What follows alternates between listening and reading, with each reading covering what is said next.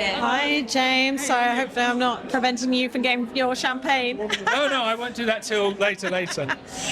So Jack Whitehall playing a psychopathic manny. Probably not what people have in their bingo cards for this year. How did this idea come to you?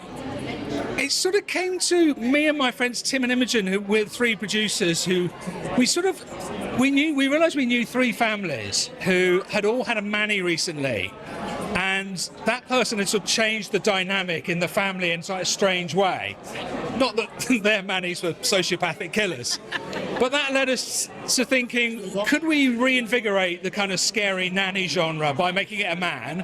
And then very quickly we all had the thought, could it be Jack Whitehall? And I've been lucky enough to work with Jack a bit, and so I know him well. And I just thought he's incredibly exciting casting because he presents as the perfect manny. Charming, funny, great with kids, great at sport. But I've always thought there was a side of Jack we hadn't had a chance to see on screen. And I knew he was very keen to play a drama role. And I just thought the moment there's a little mini genre of comedians playing baddies and comedians doing straight roles. And it's always exciting. And I think Malice would have worked with a conventional drama actor playing Adam, but the moment it's Jack, it feels fresher and it pops and he brings a new tone. And I was just very keen that Malice had a really distinctive tone, that it worked as a drama and a thriller, but it also was fun and funny and playful.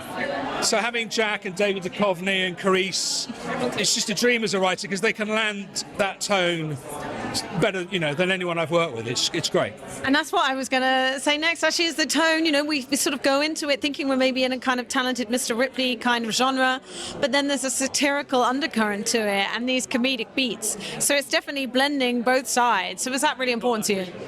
Yeah, for me, writing, the plot needs to work, and I love plotting stuff out, but really it's all about writing great characters and landing a tone. And there's a bit of a vogue for it at the moment, and I love it with shows like White Lotus and Succession and The Great, and there's British ones as well. Sally Wainwright does it.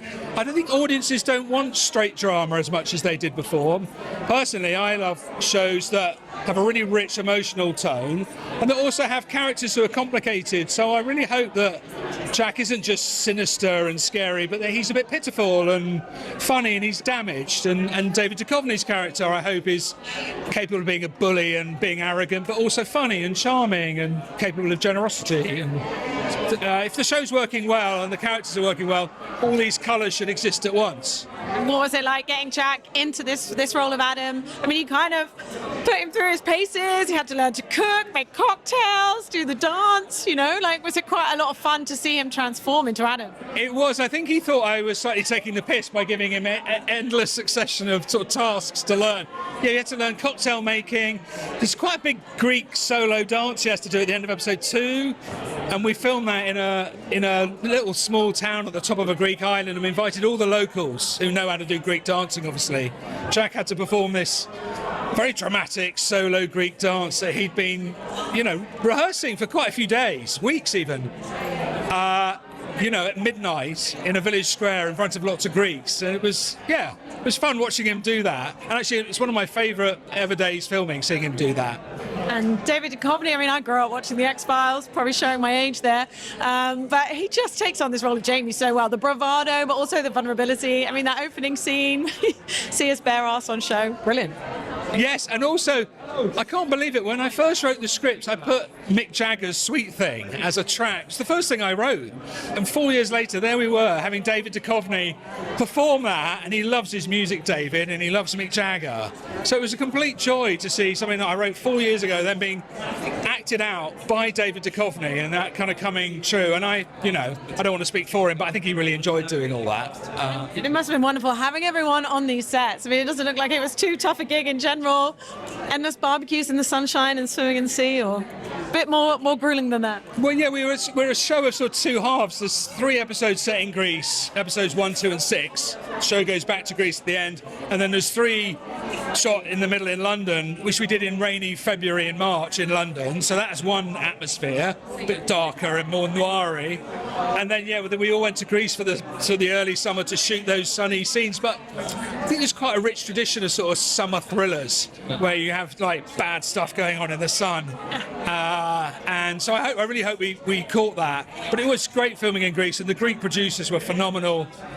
and that house they found was amazing. And so, yeah, it felt like a real privilege to be there, and we were there for weeks. It was great. And it does seem to, there's definitely kind of like a Greek tragedy element to the story, and also really taps into like what seems to be kind of an obsession of ours right now about people pretending to be someone who they aren't really, whether it's the Tinder swindler or the baby reindeer. So what do you think that obsession sort of belies about our culture right now?